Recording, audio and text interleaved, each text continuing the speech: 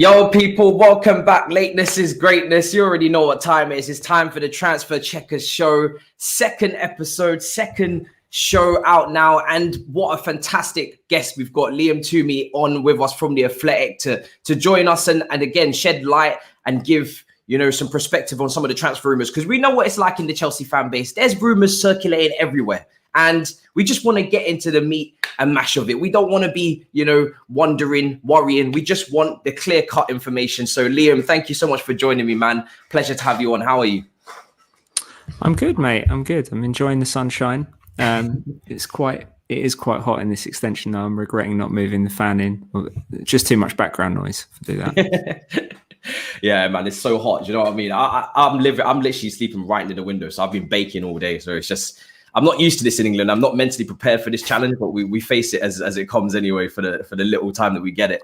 Obviously, the fixtures have just come out as well. So just before we get into the transfer news, to ease the audience in as they've just joined us live, appreciate you guys in the live chat. Hope you guys have. If you got any questions, like I said, submit them in, and I'll make sure to get them ticked off for you as well. Chelsea's opening 6 games. I'm going to say 2 big, difficult fixtures in Liverpool and Manchester City. You guys can call it disrespectful to the London clubs, but I'm going to just call it being honest. Do you know what I mean? After the seasons they've had. I mean, Liam, what do you make of the fixtures that have just come out for Chelsea? It's a tough start. It's a very tough start. I mean, you look at, Liverpool and Man City are the headline games, but Chelsea can't beat Arsenal, it seems, anymore. Tottenham away, they don't have Mourinho anymore. We don't know who their coach is going to be. There's a lot of uncertainty there. Don't know if Kane's going to be there. I presume he will be, but we don't know. Villa, who gave Chelsea, I think, 2 quite good games last year. And even if you look, at some of the non-headline ones, I think, in the first 3 months, you've got 2 other quite tricky London derbies as well. Palace at home on the opening day. That's going to be a squad that has a lot of turnover. Another team that doesn't have a coach in place yet, so they don't really know what to make of that one. And Brentford away. Brentford have been waiting for this game for years. It's going to be their final. So I think it's a tricky start, and some things will depend, I guess, on how many Chelsea players and which Chelsea players go deep into the Euros, because that will affect pre-season as well. But they're going to have to hit the ground running. But Tuchel's already done that once, hasn't he? Yeah. Well, Brentford and Fulham, obviously, I forget just how big those rivalries are for them in terms of when they face us. But yeah, Brentford, that's going to be good to have them back, because the football they play is quite pleasing on the eye. And obviously, Crystal Palace, no manager as well. What a story it would be if a certain Frank Lampard went in there and his first game in charge of Crystal Palace in the Premier League was a return to Stamford Bridge. That's written in the stars there, ready to be made already. Yeah, it would be an incredible story. We've been hearing mixed things on Lampard to Palace, really. It's kind of it's come and gone, but the noise has never really gone away. And he made it quite clear in his punditry this week that he's very much out there. He wants another job. He wants it to be the right job, but he definitely wants to get into coaching as soon as he possibly can again. So yeah, it would be very, very tasty if he ended up at Palace. Yeah, I'd love to see that personally, especially if someone lucky enough to get the tickets to go to that game, then wow, what an array of emotion you're going to be feeling there. Football Therapy Yannick says, ask Liam if he's improved his keepy record. I'm guessing is that an inside joke there? Or what's going on there? Yeah, so it was a thing we did. It's kind of a bit of a joke we had around our podcast, Straight Out of Cobham. Matt Davis-Adams kind of challenged me to keep uppies during the first lockdown. This was, and I was staying at a building with a very nice sort of roof terrace. So I was doing keepy uppies on the roof, and managed to put together.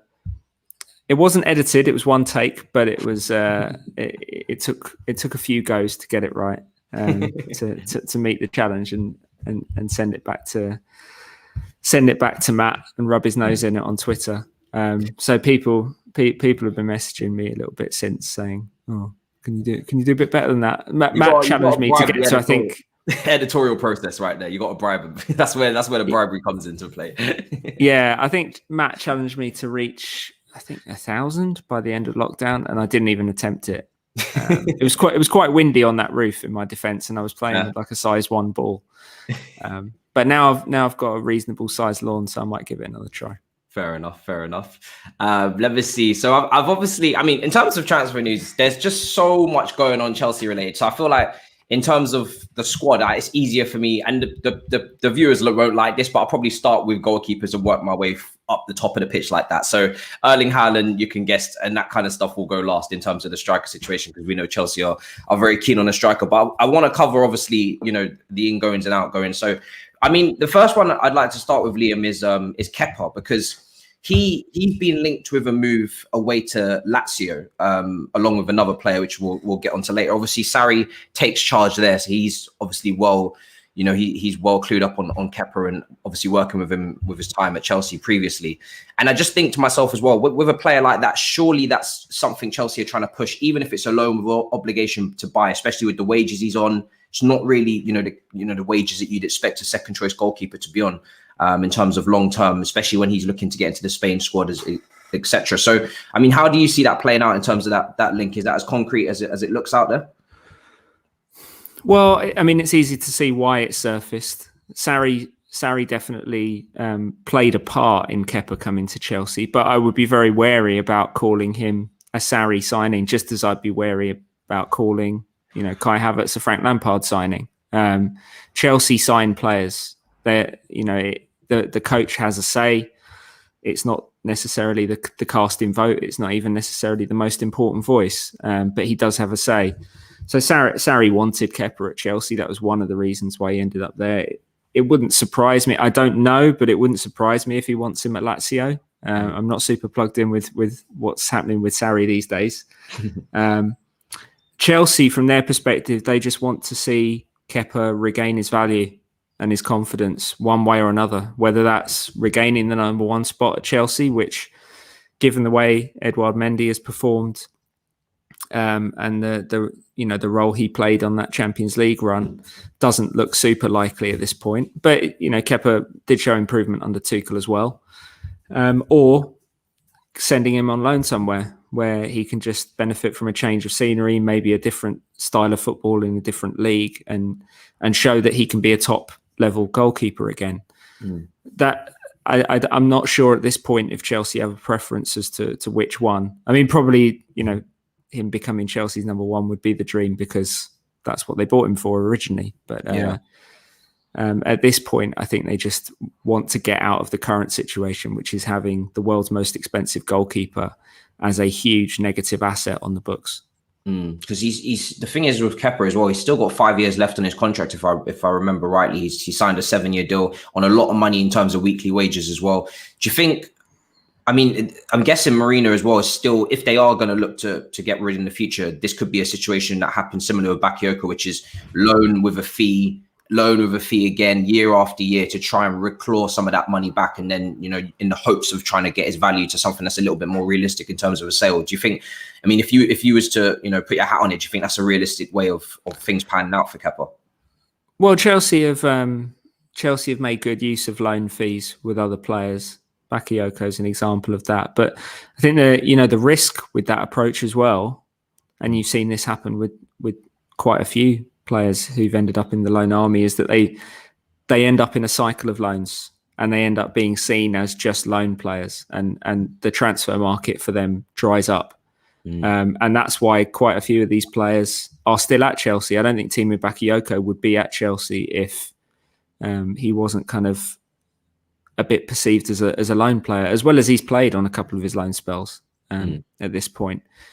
Obviously, the Chelsea situation isn't helped by the wider landscape of the transfer market and how little money there is in Europe right now. So what I could see, and bear in mind we're still in the very early stages of this window, is potentially Kepa leaving on loan somewhere if the right opening opens up, if a good sized European club is prepared to pay a fee, actually needs a starting goalkeeper, because there doesn't seem to be too many clubs that do right now. Then I can see Chelsea maybe doing that, but they have to be wary as well of sending him on loan this year, sending him on loan next year somewhere else, sending him on, and then he becomes like the goalkeeping Michy Batshuayi. And I don't think Chelsea want that to happen to him, and I don't think he probably wants that to happen. He doesn't want to be traveling around Europe every single year to a different club. It's not a great lifestyle for a footballer. No. But the thing you mentioned about his contract, you can look at that both ways. You can look at it in a negative sense, in that at the moment it is a huge negative asset for Chelsea on the books. Yeah. But because he has so much time left to run on that contract, you do have the time to loan him out for a year, get his confidence up, and then you get him back, and he's still got plenty of time. You're still in a strong position to sell or to make your next move. And just to build on that as well, I mean, I know Chelsea were linked with Donnarumma at AC Milan, and obviously he's looking like he's going to, that deal to PSG looks almost done. So, I mean, from Chelsea's perspective, is Mendy now really seen as the number one? Because when those links were coming out, even myself as just a normal fan was quite conflicted as to why Chelsea would be chasing someone of that money. Was it kind of a situation of, once again, a Kai Havertz where you can't afford to miss out on that quality or level of goalkeeper with that type of potential? Do you think Chelsea are just going to try and get a very clear secondary choice goalkeeper if someone comes in like a Begovic or someone like that who previously had been at the club? Well, I think the way Mendy's performed, he's lessened the sense of urgency on that position. He might not be the best goalkeeper in the world. He might never be the best goalkeeper in the world, but he's very solid. It's probably similar to the situation that Juventus feel they have with Wojciech Szczesny. I don't think anyone would put either him or Mendy in the world's top 5 goalkeepers, probably, but they're not a liability most weeks. Yeah. And Chelsea have already shown that you can win the biggest trophies and be successful with a goalkeeper who is just solid and well protected in a system. So I don't think a starting caliber goalkeeper is a priority for Chelsea. Donnarumma is obviously someone they've looked at and been aware of for a long time, as have all other top European clubs. But it was a complicated situation with him because while he was free, no me, no Raiola client is free. He would have cost massive money in what you save in terms of the transfer fee. You end up putting in sometimes and then some in terms of the wages. Which can be problematic in terms of your own wage structure, bonuses, agent commissions. There are all sorts of expenses that skyrocket when there's no transfer fee to be paid. So I'm sure PSG are shelling out a lot for Donnarumma, and you can say, yeah, he could be a special goalkeeping talent given how good he already is at his age, but Chelsea are looking to try and sign a special talent at the other end of the pitch. And even if you have a billionaire backer like Abramovich, which is a massive advantage at a time like this, there are always limits to what you're prepared to do. Is there any goalkeeping targets out there currently, or is that just something that Chelsea will probably leave to the end of the window just before we move on to other positions? I think a lot depends on what happens with Kepa. I don't see them going out and trying to get a number one because, like I said, I think they have faith in Mendy as a club. I think Tuchel in particular has faith in Mendy. He's spoken really positively about him. So if they do go and get a goalkeeper, it might be a second choice if Kepa leaves. And even if Kepa stays, they might go and get a third choice, a very low profile goalkeeper to replace Caballero if they don't decide to promote one of the younger guys internally. But as I said, we're still in the early days of the window, so I don't necessarily think all of these decisions have been made yet. I mean, moving on into the defence, because there's quite a bit of movement there. Obviously, we know the left back situation in terms of Chilwell's obviously cemented his place in the first team. So Alonso and Emerson have been linked with moves away quite frequently, as they have really for the last couple of years. And I mean, just from the fan perspective as well, Alonso, you would say, probably is the one that suits the system more, free at the back because of the longevity that he's got at left wing back. And then Emerson is the guy that really has been on the peripherals of the squad. Can you see a situation where both of them leave in the same window? Is that something Chelsea would even entertain, or is it just a situation of getting rid of one just because having 3 left backs in the squad is just unnecessary? Yeah, it is unnecessary. I don't think it's impossible that they both leave. I think that's been the case for a couple of windows now, to be honest, because neither of them were integral under Lampard either. And I think much will depend on who a market develops for.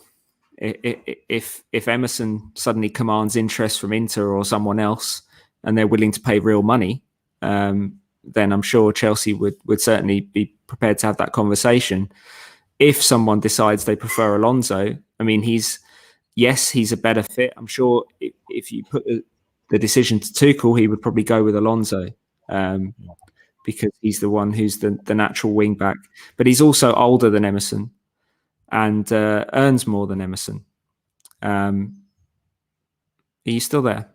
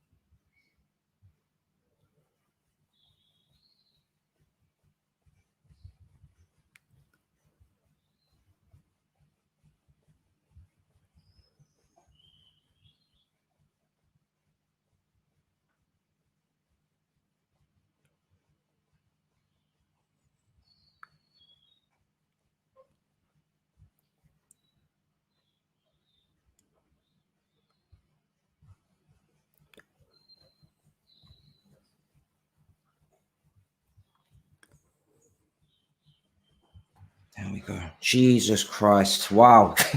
Apologies, people. Honestly, Wi-Fi just cut out in the area, and this is what happens when you do things live, man. Anything can happen. Apologies, Liam, man. Thank you so much for waiting. My goodness. It's all right. Yeah, I mean, look, this is what happens to people when you do lives. Unexpected things can happen. And yeah, like I said, apologies to everybody in the stream just waiting. Just have to work as quickly as you can to get back in when something like that happens. First time it's ever happened to me on this show. But yeah. Anyway, we'll proceed anyway. So as we were speaking about the left backs, Liam, with the fullback situation, there are obviously two players linked with at the same time with moves away. So like I said, just speaking on the realism of them both exiting at the same time. Yeah, I mean, I don't think it's impossible. Neither of them have been entirely integral to Chelsea in terms of their squad planning, basically from the moment that Chilwell arrived. And clearly Tuchel has decided that Chilwell is the preferred option in that left wing back spot as well. I think if you probably put the decision to Tuchel, he would say keep Alonso. Because Alonso's had more minutes and he's more valuable in that wing back position. But Chelsea have to be a bit pragmatic as well in this transfer market. They can't necessarily be too choosy. If bidders come in for Alonso and not Emerson, I think Chelsea should listen, because if you're trying to generate money and maybe open up some money on your wage bill as well. Alonso is older than Emerson. And he also earns a lot more because he's on starting money, essentially. Yeah. So we'll see. It's probably less likely than not it's probably more likely than not that one of them stays, I would imagine, because I think it's quite unlikely that a significant market develops for both of them. And I can't see Chelsea loaning one and selling one. They'll keep one around for squad cover, I'd imagine. But not impossible. And also in the market climate that we're in, it's easy to forget as well that this is not really a selling market in terms of a lot of clubs have not got the money. We know Marina is very, very, much on bringing in the money, the value of the players. She obviously sees fit as well, so she's not going to sell anybody on the cheap just because we're in a tricky situation in the financial market. So I think, yeah, it is likely that, one guy will probably stay in. And when you're looking at, like you said, Emerson's accumulated the less minutes and he's always linked with moves away to Italy as well, gets into the Italian squad. So he'd want to be looking at his game time as well in that situation. Alonso a bit less frequently for Spain, so maybe there's a little bit less pressure on him there. The chat, obviously, while I was away, is just doing up a craziness, talking about Wi-Fi. Listen, it was not my Wi-Fi for once. I'm in London now, people, so for once it's not my Wi-Fi, I have to say. Aaron here, which was the longer face of Deontay Wilder or Fury, or Liam waiting for MAH. Liam, has that ever happened to you on recording where it's just stopped in any? I mean, obviously these are your podcasts are usually recorded, so I guess it's not as awful for the audience being live there watching. Yeah, we don't do many lives. But, no, I've had a few podcasts be derailed by Wi-Fi, particularly in the early days moving into this house. It was all of it up in the air. I'm gonna have to go through the editorial after the show and literally just take out that whole segment, but it is what it is. Like I said, I appreciate you waiting there. It's the struggle of actually scheduling this for us, obviously with yesterday's drama that I had, and then obviously now as well, it's just like the gods are against me today with this whole thing, but we proceed regardless. Rudiger, in terms of him, now he's a new contract potentially, well, hopefully on the table after the season that he had as well. But, there has been a few worries, amongst the fan base in terms of just how is that progressing in terms of Rudiger, because he was kind of at a stalemate with the club, maybe because of earnings or what was the situation there in terms of, was it just, wanting to feel loved in terms of appreciated by the club after the stint he had on the Lampard ways, wasn't playing too much. What was the situation on him really? I think this is a really difficult situation for Chelsea now, because I think Rudiger is in a similar sort of position to Gini Wijnaldum a year ago, or Ander Herrera a year before he left Man United, where he's proven himself to be very valuable at just the right time for him in terms of his negotiation. He's been a key player in a Champions League winning team, having sat out much of Lampard's final months. He's really revived his value and his importance to the team as much as a personality as a defender. And now I think, the incentive for Rudiger, all things being equal, would probably be to run down his contract, because we've seen in recent years, Wijnaldum will get a king's ransom from PSG. Ander Herrera got a king's ransom from PSG. You are so much more valuable as a top end player if you leave as a free agent, and then, as we've said, the money that would go on a transfer fee effectively goes into your pocket and into your agent's pocket. So Chelsea, I think, have to probably try and make an offer to Rudiger that is big enough to deter him from doing that. We've already seen how much Marina Granovskaya tries to avoid at all costs, letting valuable players run their contracts down. So if they can't reach an agreement with Rudiger this summer, they've got a very difficult decision to make. Do they try and cut their losses and try and get a fee for him this year, or do they, make the calculation and realize that maybe one more year of Rudiger in Tuchel's system gives them more time to maybe persuade him to sign a new deal? But even if he doesn't sign a new deal, that 1 year is more valuable than any fee you could get this summer. I think it's difficult, and I don't necessarily know what the right answer is. But all I know is that pretty much all outcomes from here are very good for Rudiger. Yeah. He's in he holds all the cards really, because he's playing well. He could I know Germany had a bad start. He could still have a strong Euros to top off what he's done in the Champions League. And whatever happens, I think he's going to end up getting a big contract from someone. Yeah, I think it's an interesting situation, like you said, because he was kind of linked with moves away last summer as well, and that's potentially why I guess the contract has winded down. This is very rare that this happens at Chelsea, isn't it? Where the contract is allowed to run down to a year. They do try and avoid this from happening. Well, usually a player's either established in the first team, in which case Chelsea are proactive about renewing their contract anyway, or kind of selling them with 2 years left if it comes to that, if it's clear they want to leave, or they go out on loan, but as a condition of going out on loan, they sign a new contract first. That's been a classic Marina Granovskaya ploy, just to kind of keep the cards in Chelsea's pocket rather than in the hands of other clubs or in the player. So it is a slightly unusual situation, but Rudiger's not even the only defender at Chelsea who's in this situation at the moment. Christensen has 1 year left. Azpilicueta has 1 year left. Thiago Silva, of course, has 1 year left, although that's quite a different situation given his age. Yeah. So Chelsea have a lot of decisions, generally a lot of very important decisions to make about this defence, which has provided the backbone of Tuchel's success. And I don't think they're necessarily easy decisions, because you could end up in a situation where this Champions League success backs you into a corner and forces you to give really big money to defenders that are heading into their 30s, and sort of tie up money on your wage bill. Or you make the harder decision to maybe let guys go and try and let Tuchel rebuild this thing and just back him to build a really good defensive structure regardless. Yeah. So I think it's a difficult one. There's a lot of young players coming through as well in this position, in terms of like Mark Gahey, and it feels like as if the club have been so quick to sign so many young defenders, Umba as well, like just in case of this situation can occur, because these centre backs, like you said, were in limbo with their futures for so long. Was Christensen going to be a long-term stay, Rudiger, etc.? And now they've had this burst of form, which is kind of, I guess, maybe even surprised the hierarchy in terms of the level that they've managed to reach in terms of winning the Champions League. Another defender that obviously incoming that Chelsea have been linked with has been Hakimi.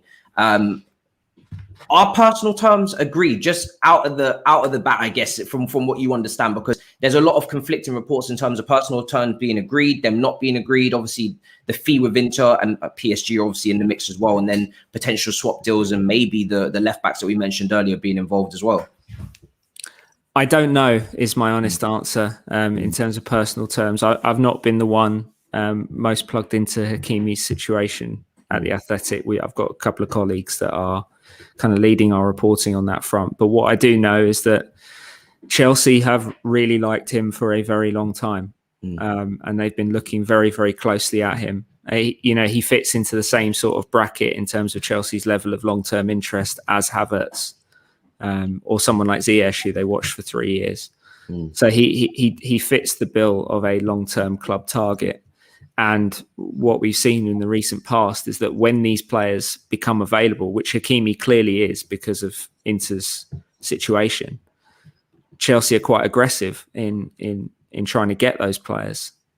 Even if you look at it on the surface and think they don't particularly need him, or are those funds better used in pursuit of a striker, or in other positions? And lots of people are asking very, very justifiably what it means for Reece James, and it might well mean we see more of Reece James on the right of a back three. But what it probably does mean, if you go out and get Hakimi,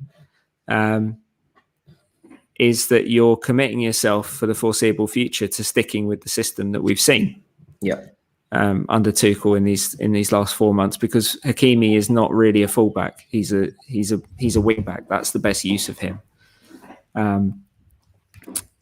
Which that isn't necessarily a bad thing. I mean, they just won the Champions League with this system, so maybe they do want to stick with it for the next few years.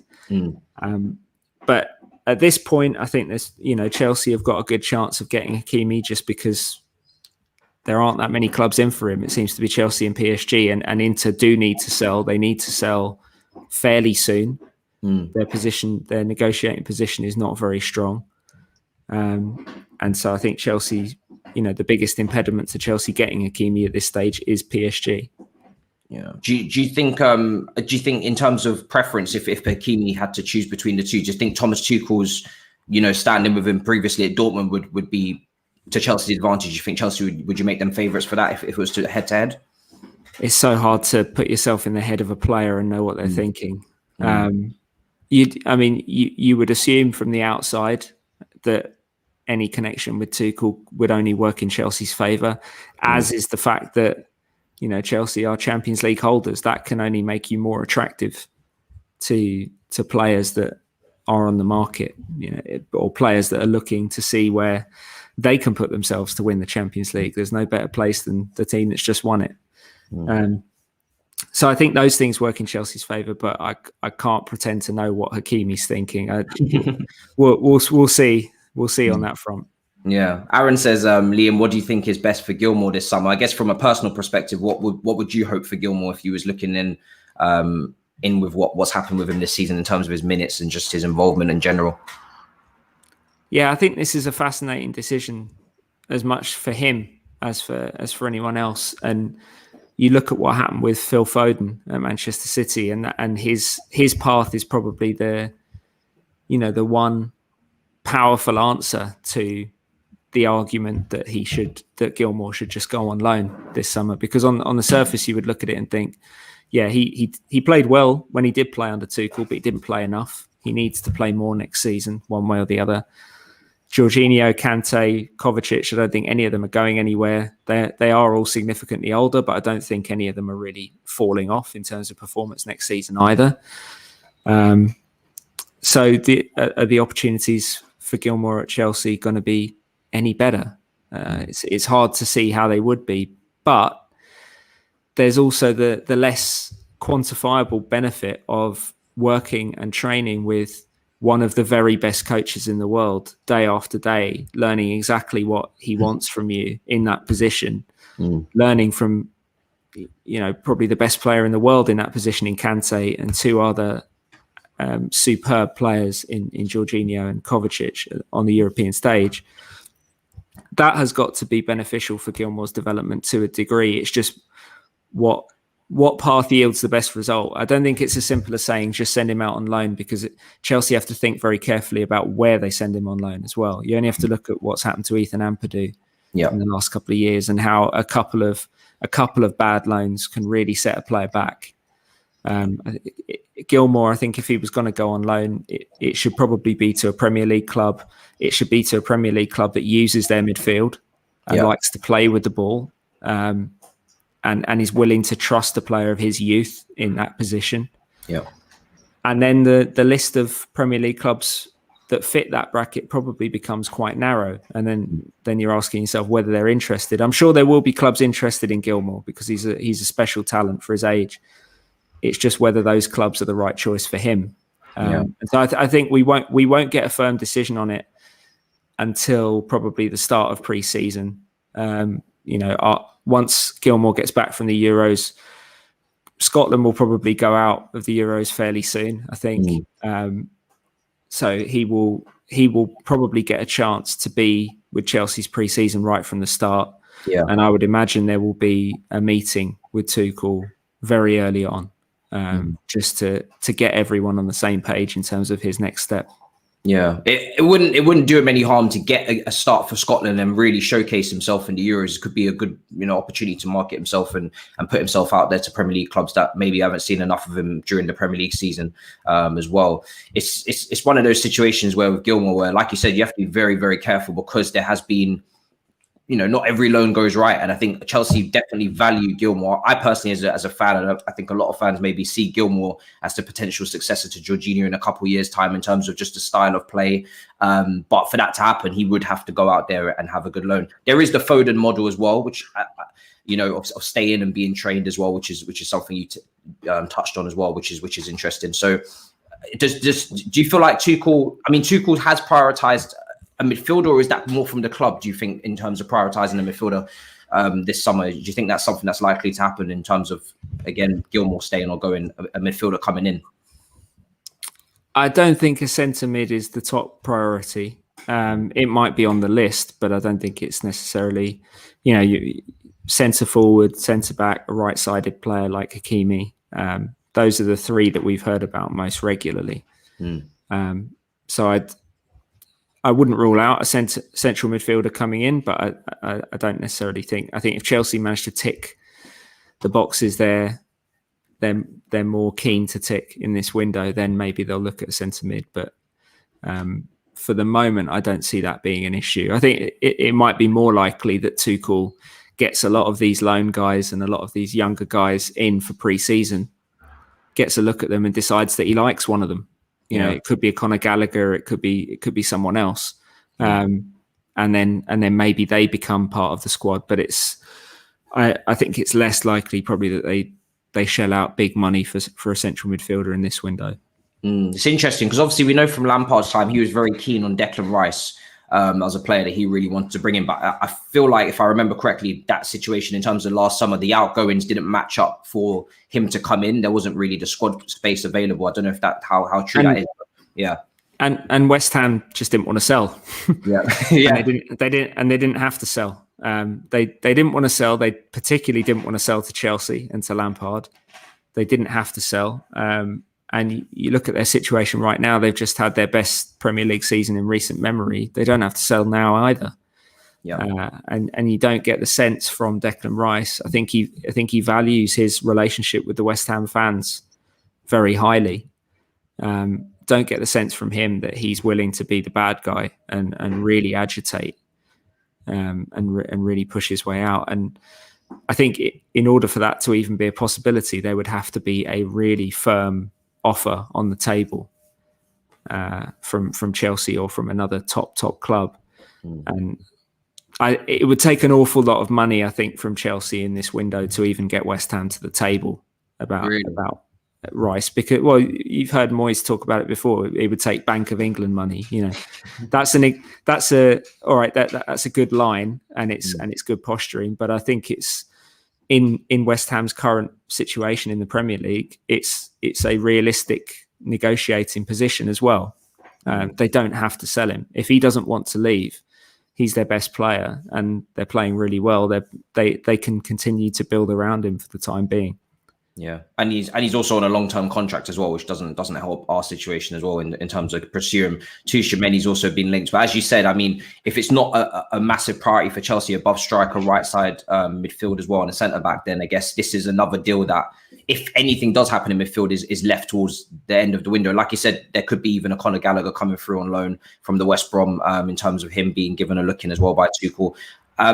Also, just before we get to this question here, the Kepa super chat that was answered at the start of the show, so I won't go over that. But your question is definitely answered at the start of the stream if you want to go back to it. In terms of Loftus-Cheek, because he's been linked with a move to Lazio as well with Sarri for again another link up with the former manager, and obviously he knows him well, trying to resurrect his career. But he seems to, from what we hear and what we read on social media, whether you can back it up, but he seems to want to stay and at least prove himself in pre-season, because we know how much Loftus-Cheek wants to make it at Chelsea and Chelsea alone.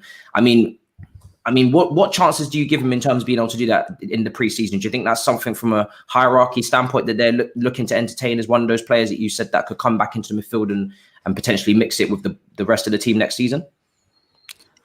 He's got a chance because Loftus-Cheek is a huge talent. He's always been a huge talent. And I think Tuchel wants players that can be, that have a certain, in addition to technical ability, he wants players, I think, that have a certain physical and technical, a physical and athletic profile in the middle of the pitch as well.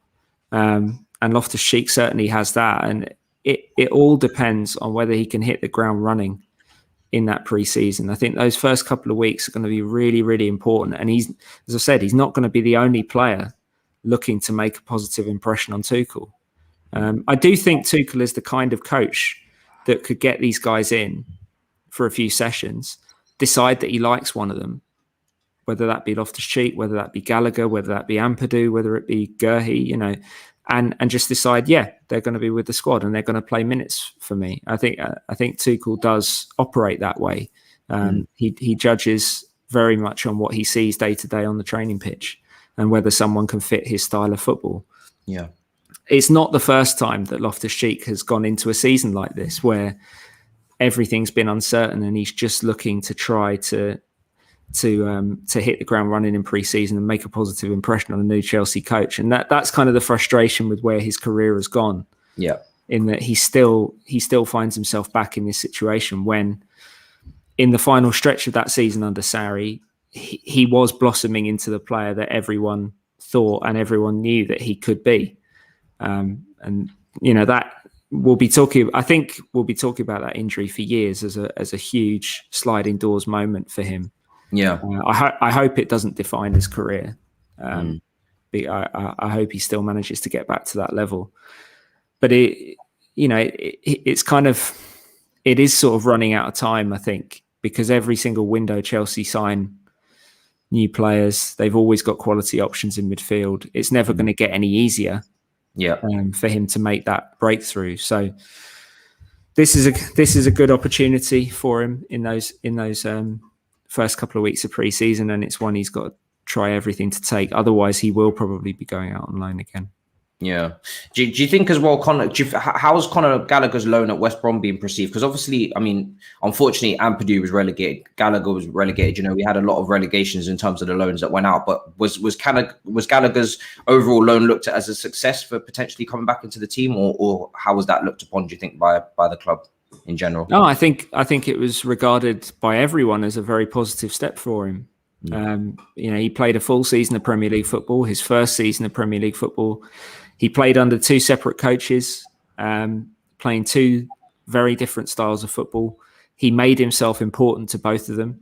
Allardyce dropped him for, I think, the first game or first couple of games that he was in charge. He didn't drop his head. He didn't feel sorry for himself. He pushed his way back in and made himself just as much of a fixture under Allardyce as he'd been under Bilic. Yeah. In a team where it was difficult at times, where he didn't have a lot of the ball and he had to do a lot of running and a lot of dirty work. And that obviously won't be as much the reality of life in Chelsea's midfield. But Gallagher is a very, I think he's probably one of the most versatile midfielders on Chelsea's books. He can play a wide range of different roles. And I think the sense I got, I haven't had these conversations too recently. It was about a month or so ago that we wrote the big piece on him and where this summer could lead for him. But the sense I got then was that no one was particularly worried. They feel like they're in a strong position. They can go into pre-season, try and impress Tuchel, sit down, have a chat with him, figure out where he he figures, if he figures in Tuchel's plans and in Chelsea's plans, and then whether it's being sold to another Premier League club, being loaned to a Premier League club that I think they're looking at a top 10 club if they go out on loan. A club that has the ball a bit more and gives him more opportunities to show what he can do in possession. And I think there will be interest from clubs that fit that profile in him. So I think Gallagher, the people around him aren't that worried about his situation. He very much wants to make it at Chelsea. That's his first preference. But whatever happens for him, I think he's in a pretty strong position. It's an interesting one as well, because Eye Test Merchant brings up Ziyech as well. And again, this is another player that, again, where a new signing after just a year. So, but out of all the new signings, he wasn't the most expensive in terms of they signed him quite early on in Lampard's first season. They got the deal done quite early. Does Ziyech's value kind of give an inkling to how, what's the right word here, but in terms of how easily dispensable he could become if Chelsea want to either cash in and put funds elsewhere, or if Chelsea want to, bring in a player in his position, because obviously he hasn't been a mainstay in Tuchel's team and he didn't cost a lot. So when we talk about Marina wanting to recoup funds, that might actually be to a disadvantage to him that he didn't cost a lot of money in comparison to a Kai Havertz, etc. Yeah, Ziyech is one that I haven't got a clear handle on just yet in terms of what this window could hold for him. It's completely understandable that there's so much speculation because of the way his season ended. He had some very important moments for Tuchel, scored a couple of really big goals on the Champions League run in that FA Cup semi-final against Manchester City. But broadly, it wasn't a great season for him. I think he made a good start under Lampard and then faded quite badly as the team kind of fell apart. And he never quite got back to that level. And I think maybe part of that was also the way Tuchel was playing, and that it was far more structured in terms of the decisions players were making on the ball in different positions. And Ziyech has always struck me as a bit more of a maverick. He works hard, but he's a bit more of a maverick in terms of he needs to be given that license, I think. I know he didn't look happy a couple of times when he came off towards the end of the year. Obviously not involved in the Champions League final at all. It wouldn't surprise me if he was thinking long and hard about his situation. But again, it's with any player that could leave Chelsea in this window, you have to talk about where the market could come from. There is no money in Europe at the moment. It wouldn't surprise me if the 25 million plus 5 million in add-ons that Chelsea will almost certainly get from Milan for Fikayo Tomori is the most significant fee they get in this window. Yeah. Because European clubs, aside from PSG, just don't have the level of money to buy Premier League players. So Ziyech, you would think, is maybe one of the players that would be more appealing given the way he played at Ajax. And he is if you're an interested club, he's a player that can come in and help you right now. But it's just whether the money materializes. Yeah, I think in terms of, look, people always look to having a FIFA type monopoly system where they're looking at potentially loads of moves happening and, there's going to be a whole restructuring of the squad. But I think with Ziyech, he's one of those players that as well, he's only had one season as well. So it's very difficult to be, if you want to be fair on him, to just ship him out after one season when you're looking at what was meant to be an investment over years. It's kind of unfair on his part from a personal standpoint as well. There was a super chat here. Frank saying, if Lampard finds a new club for next season, could it be the perfect loan for Gilmour or other academy players? Do you think that potential link will happen, or do you think Chelsea will they take that into account in terms of their loan systems with former managers that they've had like that? Yeah, I think it would be a very appealing option to Chelsea and to Gilmour if that were the case. Say if Lampard hypothetically ended up at Crystal Palace. And Crystal Palace are revamping their squad. I know they've got a lot of free agents this summer, and he decides, let's bring Billy Gilmour here. Chelsea in that situation know that Lampard has the courage of his convictions to play Gilmour. and to play him in games that matter, and maybe to play him through less impressive games and really develop him. And more importantly, well, just as importantly, Gilmour knows that as well. Yeah. So he has that level of confidence going in that this manager believes in me, and will give me the opportunities to develop as a player. I mean, that's what happened with Mason Mount and Tomori. Chelsea didn't think twice about trusting Lampard and Jody Morris and Chris Jones with Mount and Tomori, because they were very, very confident that they would get the minutes and they would be put in the positions to succeed on the pitch. And I think that would be exactly the same with Gilmour. But a lot of pieces have to fall into place for that to happen. Yeah, that's a good point. It's going to be interesting to monitor where he does go, because that potential connection could be really good to have. Just someone in the Premier League that you can not rely on, but can help out. It would definitely be to everybody's advantage, because the young players coming through are quality as well. So it's not like as if you'd be giving a potential Crystal Palace a poor footing in the future. Going on to the forwards as well. There's obviously, we know the one name that stands out in the striker situation.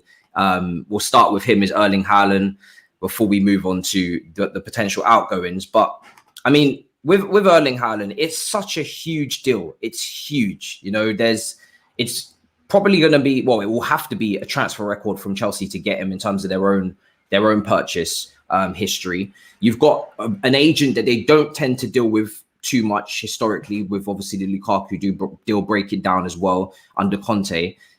I mean, firstly, how serious are Chelsea about this, and how likely do you think this deal is to happen with Erling Haaland and everybody else involved?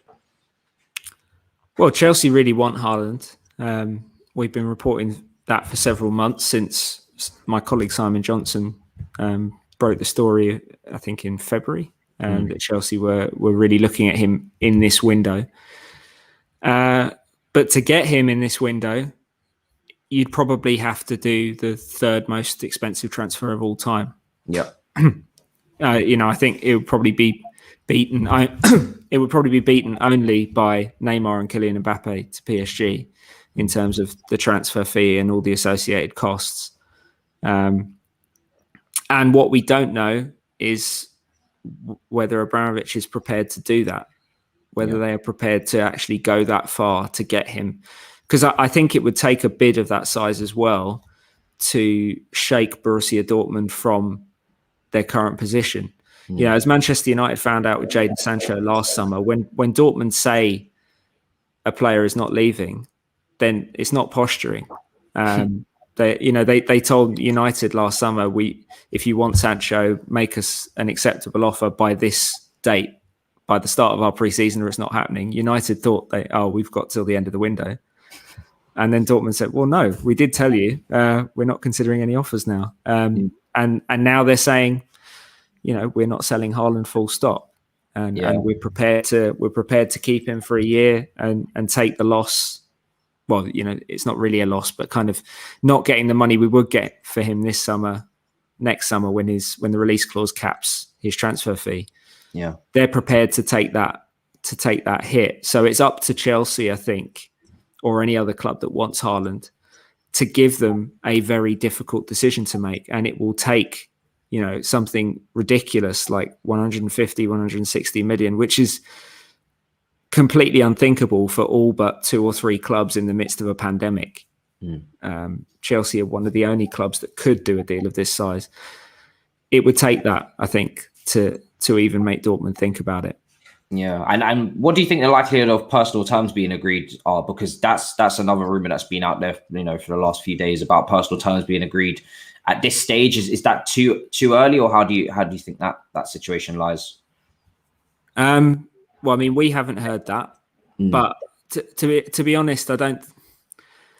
The fixation on personal terms agreed, I don't see it as a big issue. It's quite rare to see a big transfer derailed because of personal terms.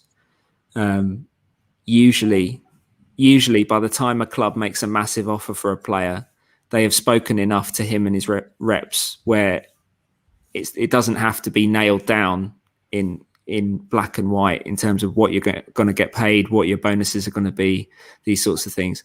Usually there have been enough informal conversations taking place that they are confident that they will get to an agreement. The personal terms are not the problem. The transfer fee is the problem. Persuading Borussia Dortmund to sell is the problem. Once you do that, you're going to have to pay Erling Haaland an awful lot of money. That will probably shatter your existing wage structure, which is a separate issue that I wrote about a week or two ago that Chelsea would have to navigate. But yeah, it's all about the transfer fee. It's all about how far Chelsea are prepared to go to do this and how much money they're willing to spend for a striker who might well end up defining the number 9 position for the next 10 years because Haaland is that special. Yeah. And this is clearly out and out Chelsea's number 1 priority. And is that across the board, management level, board level, everybody's just on the same wavelength with that? Yeah, I think it was laid bare last season, wasn't it, with how badly they were struggling for goals. And now there's been this decision made at all levels of the club that they clearly don't think Tammy Abraham is that man. So if you don't think he's that man, then getting that man is the top priority, because Chelsea have a ton of creative players. They have a midfield capable of dominating possession against almost anyone. They have, thanks to Tuchel, a very solid tactical defensive structure that makes them very difficult to score against. Number 9 is the missing piece. And if you can get the guy who looks like the most special young number 9 in the world right now, that's the guy you want to get. Yeah. And I mean, this perspective is interesting for my test merchant with the super chat. Thanks so much for the donation. Why would Dortmund not want to sell in a pandemic? This is something that really, I guess, confuses a lot of people as to why Dortmund wouldn't want to negotiate with us in terms of taking that extra, whatever, how much it will be, extra 30, 40 million now, instead of selling him a lot cheaper for the release clause next summer, which is apparently around 65 million pounds or 70 million euros, around that ballpark. When that's his release clause upcoming, especially when Dortmund do usually like to capitalize on their assets and cash in, like they did with Dembele, and then bring in more players through the grapevine and go from there. So is that starts from Dortmund, do you think, really serious in terms of not selling in summer, or do you think that's just a front to really try and maximize their profits from this one? I think it's serious unless they get a crazy offer. That's all the information that we've got so far. And I think you have to sort of take a step back and look at Dortmund's broader situation, rather than just looking at the binary issue of you could get this much for Haaland this summer versus next summer. They already know that they're selling Jadon Sancho. That's one of their 2 best players gone. And I think they're relatively confident that they can replace him. A combination of, what Dortmund do. They're young players internally. You've got the likes of Gio Reyna coming through, who's immensely talented, and maybe a player that they might go out and sign for much less than they're selling Sancho. But they also know that they barely qualified for the Champions League this year with Haaland and Sancho in their team. Yes, it was a bit of a crazy season. They changed coach mid-year. I'm sure they're hoping to be a lot stronger next year with Marco Rosa, and a lot more sort of coherent in the Bundesliga. But if you sell your 2 best players, you are opening the door to be caught by RB Leipzig and the teams behind them in the Bundesliga, and potentially jeopardizing your Champions League involvement. That is worth a lot more to Borussia Dortmund than the difference between what they could get for Haaland this summer and next summer. That's a question of the broader club direction. So I think it's a more complicated conversation than maybe some people are giving it credit for. It's not as simple as 120 for Haaland this year versus 70 next year, because there is a trade-off in terms of what you could look like on the pitch, and a lot of factors that you don't necessarily know. So that's why I think Chelsea need to make a massive offer to really make Dortmund think about this and to really move the needle in terms of Dortmund strategy, because for the moment they're planning on not having Sancho next year, but they're planning on having Haaland.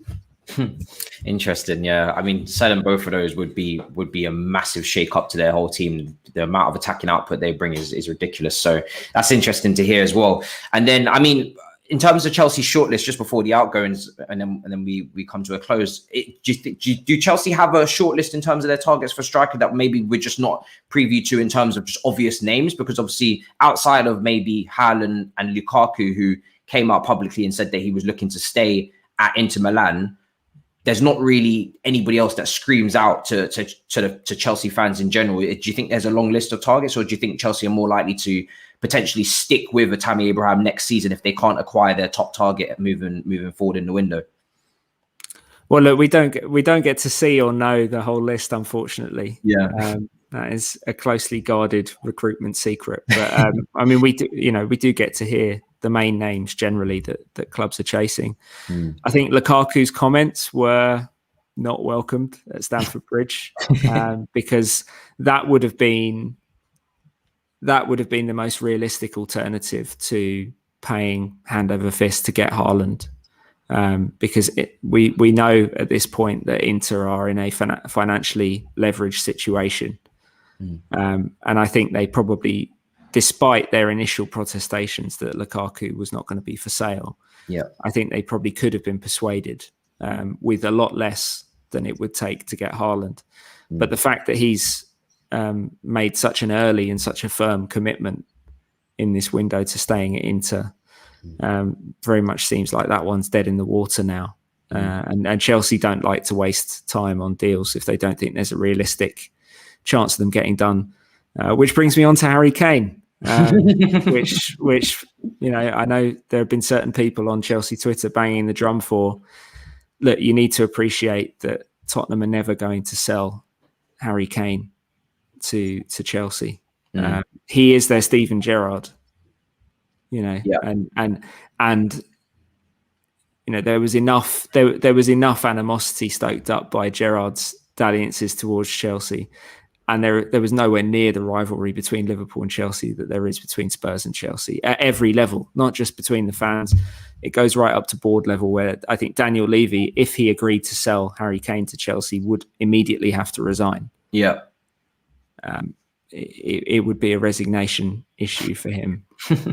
And I also think on Kane's level, we said this about Declan Rice earlier, he really values his relationship with Tottenham fans and his legacy at Tottenham. Yeah. And he would be torching that if he even considered going to Chelsea. So that one is not going to happen on a number of levels. And then how many elite number 9s are available around Europe? It's a very, very short list. And that's why Lukaku ruling himself out was a real blow. Yeah. And why Chelsea want Haaland so badly, because in this day and age, elite goal scoring number 9s do not come around very often. There aren't that many of them in Europe at any given time. Yeah. And so it's now a complicated one for Chelsea. And I don't rule out them not getting the number 9, because I don't think they'll just go down and down and down until they sign, the number 9 equivalent of a Bakayoko or a Zappacosta. Yeah, Frankfurt or anyone like that in terms of going down the scale. Yeah, I mean, I don't want to rule out any of those specific names because it's too early to do that. But I don't see them just compromising, going down the list until they get someone they're not actually that bothered about. I don't think Chelsea are in that business anymore. I think you saw that last summer with what they did. It was very targeted in terms of, can we get our top target and we're prepared to pay for them? And if it's a yes, then they were aggressive about it. I think that will continue to be their strategy going forward. I would be surprised, honestly, as difficult as it is for Chelsea to get good money for Tammy Abraham this summer. I would be surprised if we went into next season with him still at Chelsea and hoping to figure in Tuchel's plans, because it's looked very much to me over the last 2-3 months as if that particular relationship is just completely broken. And depending on what you think of Tammy Abraham, that might be the one black mark that you can level at Tuchel in his 4 months in charge is the treatment of Abraham and the way he's just been completely frozen out. But I just don't see any way that particular situation is repaired now. Yeah, it's an interesting one with Tammy, like you said, because of the fact that he's been left out of so many match day squads, and he doesn't seem to have that emotional connection that we see after the matches, like we see with Hudson-Odoi, and the amount of detail and emotion that's given to him after matches. The investment that's clearly there from Tuchel to Hudson-Odoi is not there with Tammy Abraham. Chelsea have put themselves in this position where they're kind of, like you said, under pressure to get a deal like Haaland done, because Tammy Abraham is looking likely to leave. Olivier Giroud as well. His situation, he's been linked with AC Milan quite a lot. Do you think, is there any circumstances where Giroud stays, or do you feel like he's hell-bent on leaving and securing first-team football at another club now after being on the bench for a few years? No, I don't think it's impossible that Giroud stays at all. Chelsea triggered that option primarily to strengthen their hand either way. Either he leaves for a fee, and there is clearly a market for him. We know for a fact that AC Milan like him. I'm sure there are a couple of other clubs that would gladly take Giroud.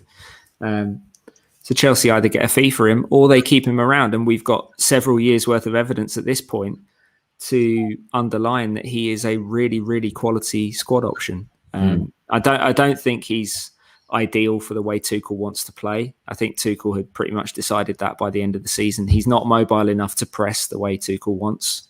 Yeah. And that means he's only ever really going to be a sort of situational player under Tuchel, I think. And I don't think he's hugely happy with that. But at the same time, he's at a stage in his career where, he's still competing at the top level. He's still winning big trophies. He gets to live in London, which I know he really likes, and he's really settled in. So there are a lot of positives for Giroud in staying at Chelsea as well. So we'll have to see how it develops, but I'm not ruling out anything with him at this point.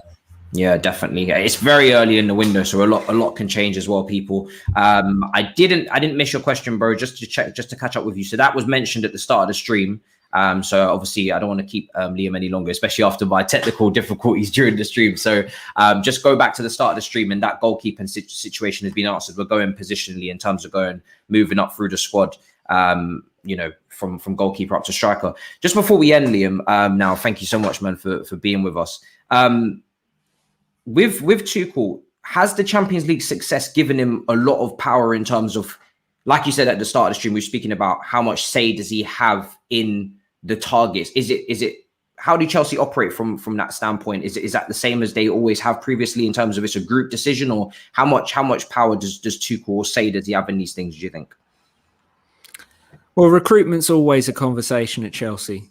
They have their recruitment structure headed by Scott McLaughlin. They will bring targets to the table. You've got Petr Cech, who takes a lead in terms of goalkeeper recruiting, as he did with Edouard Mendy. But he'll always give his opinion on transfer strategy. You have the coach who has a say. Marina Granovskaya, who's at the table. She doesn't generally tend to, throw her weight around in terms of football discussions. Her concerns are more about the practicalities of doing deals and negotiation, because that's her role of navigating the business side. But yeah, it's always a conversation, and Tuchel is head coach and not manager for a reason, because Chelsea don't give that kind of total recruitment power to anyone in charge of the first team anymore. I think the last person who had anywhere close to that was Mourinho the second time round. And I know it massively frustrated Conte. He went and won the Premier League title and then thought, right, now I've surely got the goodwill to get whatever I want. And he quickly realised, no, you don't at Chelsea. That's not the way it works. You can recommend, you can suggest targets, you can give your opinion, but the club isn't always going to give you exactly what you want. So Tuchel will definitely have a say. He will definitely impact the directions in which Chelsea look, and maybe in certain cases he will drive their pursuit of certain players. And as we saw with Lampard as well, when Chelsea do decide on a target, the coach is always utilised in the recruitment. They will get the guy on the phone with Tuchel and get him to sort of sell them on his vision for them within his team. And that's all part of the charm offensive. But he won't be drawing up definitive lists of who Chelsea are going to go after and just handing them to the board, because that's not the way it works. Yeah, and I'd say, I guess, I'm sure Tuchel was told that before he signed as well. So I'm sure, hopefully, he's expecting that. So hopefully, there's no bust up like we saw previously in previous times.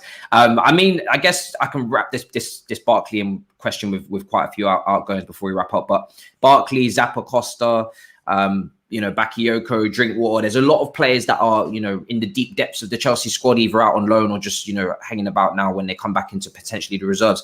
Is that a priority from the club to get people off their books in terms of just players that are clearly not part of the future anymore, especially with, I think there's that FIFA rule coming in terms of a limit of loans that can be by any one club. Is that a priority from Chelsea? Or do you think that's something that they'll just leave and they'll just, again, like you said, they're kind of just waiting for people to come in for these players?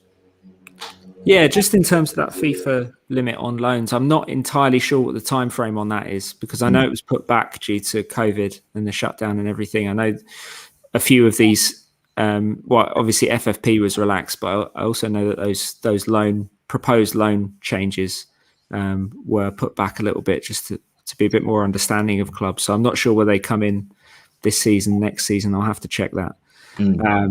Chelsea do need to trim the squad, and they know that. They've got an awful lot of professional footballers on their books that do not factor into Tuchel's plans. Yeah. Equally, they don't want to advertise the fact that they're looking to sell, because then you're in a weaker position. Yeah. Talking to clubs, but it goes back to what I said earlier. They can't afford to be choosy. If a market develops for a certain player, as long as he's not a core player to Tuchel, I think they have to listen, and they can't be super unrealistic with the fees that they're demanding, because the money just isn't there in the market. Even the other Premier League clubs, I don't think, are going to be spending masses and masses of money and just throwing big fees around for the offcuts of the Champions League holders squad. So it could be a difficult market to try and move, even someone like Tammy Abraham, let alone Ross Barkley, who barely played in the second half of the season for Aston Villa, or Danny Drinkwater, who's barely played any high-level football for the last 3 years. Michy Batshuayi, who did nothing at Crystal Palace last year. There are lots of players who really aren't in strong positions to command interest, and that might mean you might even see loans of a few players who only have 1 year left. I could maybe see that happening with Drinkwater, where it's effectively a free transfer that you're just banking a loan fee for. Maybe that will happen. I don't know. But I think Chelsea will have some difficult decisions to make on that kind of bracket of player as the window goes along, because I just think for most of them, the buying market is just not going to materialise. Yeah, I remember, just to wrap up, I remember when Batshuayi was having that great season at Dortmund, and Chelsea, I think, quoted they wanted reportedly around 60 million for him, but Dortmund were only offering 40. And now you look a few years later, and you wouldn't even get, you'd be lucky to get half of what Dortmund were offering for him. So yeah, your point on Chelsea not being too aggressive in terms of what they're taking for these players is an interesting one, because again, the fight between Marina and obviously then actually getting the fee, because she has done some brilliant deals for us on the outgoings. It's kind of her specialty. So yeah, it's going to be interesting to see how that all pans out. Liam, thank you so much for joining us. Honestly, it's been a difficult one with the technical difficulties there halfway through, but we got there in the end. And obviously, like I said, guys, the link is in the description for Liam's Twitter. I'm sure it'll be going to the chatters now as well. And make sure you check out The Athletic as well. Any content coming up in terms of articles or podcasts coming out soon that Liam, that you want them to check out?